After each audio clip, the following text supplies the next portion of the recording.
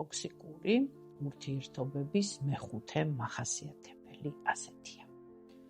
იმ ადამიანისგან განუწყვეტლად მოდის უპატივცემულობის ნაკადი.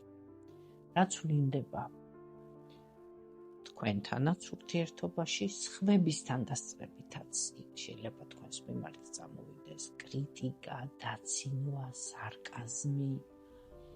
არერიდება ეს მეგობრებთან, შეიძლება სულ შენიშვნები მოგცეთ ამ ადამიანმა, დააქცინოთ თქვენმა პარტნიორმა და აბსოლუტურად ის არ ითვალისწინებს იმას, რომ იქ შეიძლება მარტო მეგობარი იყოს, კი არა, ჯერ მეგობართანაც როგორ შეიძლება ეს, მაგრამ სულიად უცხო ადამიანებთანაც კი შეიძლება წამოვიდეს ასეთი განკითხვის თუ დაცინვის თუ გაუფასურების თუ შენიშვნების რაღაცა ნაკადი და აბსოლუტურად არ ითვალისწინებს იმ დროს თქვენ რა მდგომარეობაში ვარდებით და ეს მეორდება ხშირად.